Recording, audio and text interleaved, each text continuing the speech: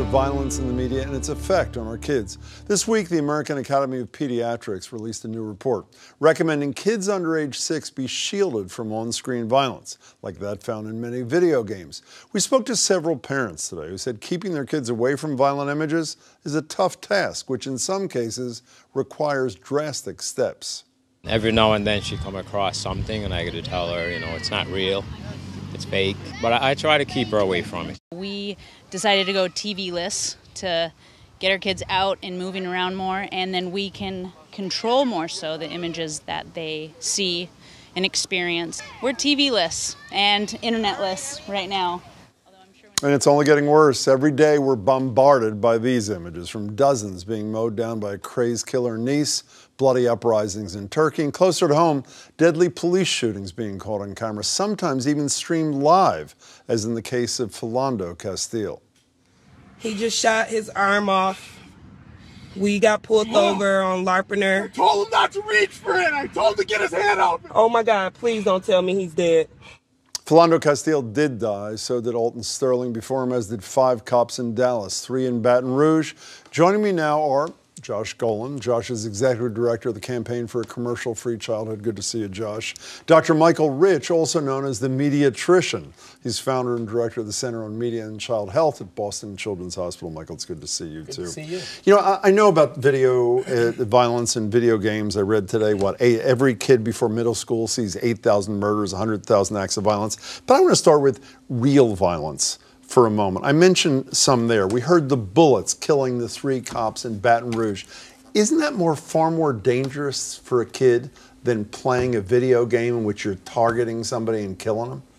I think they're both dangerous, and that's the important thing, is that we are not paying attention to the news that these kids are being fed, not just on television. So being TV-less may protect you only partly, but through smartphones, through tablets, through screens in public places they walk by. And so I think that we need to be aware that these images have a profound effect on these kids. And the first one it has is actually fear. They feel that they're in a scary, mean world. It's pretty scary for adults, too. Do you equate the impact of real violence and fictitious violence on kids, or is one more impactful? A word I never use. I don't know why I used it. Does one have a greater impact? Well, I think they both have a tremendous impact on kids, and I think, when you're talking about the tremendous amount of time that kids spend playing video games and watching television, and the additive effect of seeing all of that. But I certainly think that, when it comes to real-world violence, there's so many reasons to be concerned about it, not just the impact on children, seeing it on television or on the internet. I mean, if we're, we shouldn't just be concerned about kids seeing, a cop shooting a young black man. We should not want cops to shoot young black men for a whole number of reasons. So well, it's a whole bigger issue, though. But I have to say, I don't have the expertise you do. It seems to me, if I'm watching television, I'm a kid, and I see somebody who looks exactly like my father or my mother or my sibling, dead, lying on the ground, how can that not have a more dramatic, again, I'm not minimizing the impact of these horrible video games, how can that not have a more profound impact than a cartoon character being executed, even if that cartoon character looks pretty real? Well, here's the interesting thing. Kids under the age of about 7 or 8 are cognitively incapable of distinguishing fantasy from reality.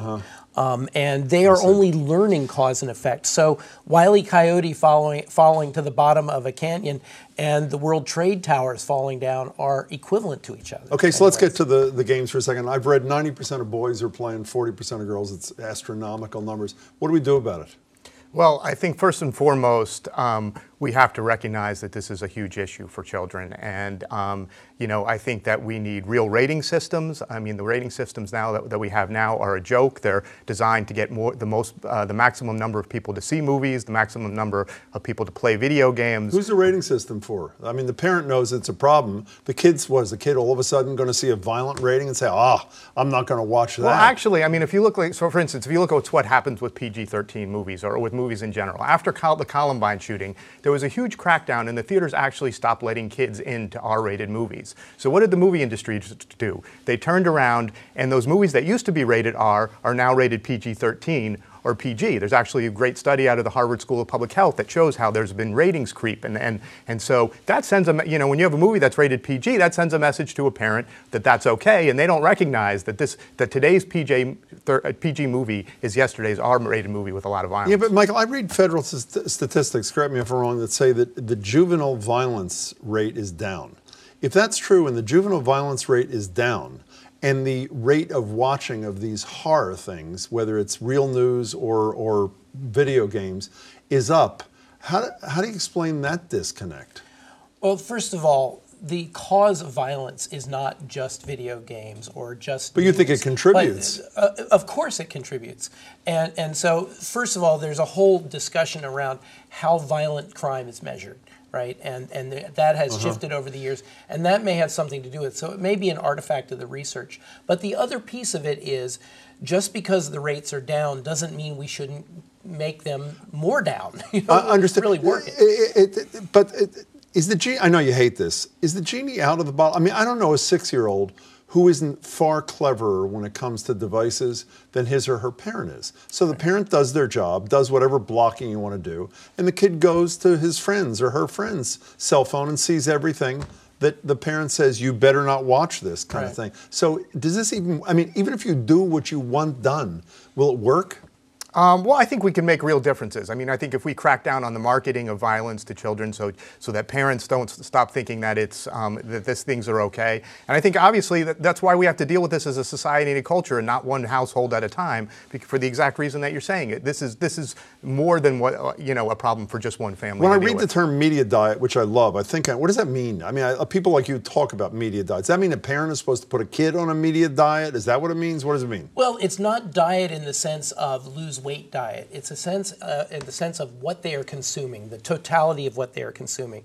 We spend a lot of time and energy and money as a nation making sure that we have a safe food supply and that a parent can walk down the aisle of a grocery store and know what they're putting into their kid's body.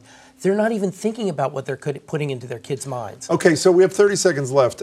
Concrete, not a little bit more than 30 seconds. Not fix the culture. And I'm not belittling. And I know we have to. You're the czar of this issue. You're the mediatrician. I learned that a few minutes ago. Tell me the one thing you would do if you were all powerful to begin to address the problem you're both identifying. Educate and empower consumers, children and adults alike. What does that mean? Ratings? Let them know. No, it's not. I mean, I think just ratings are a whole problem? argument unto themselves. Have them recognize that the media they use changes them. But is any parent dumb enough to think that if their kid is sitting in front of a screen 4 hours a day watching executions and perpetrating executions, that's not going to have a negative impact? Yes. Yikes. What do you do?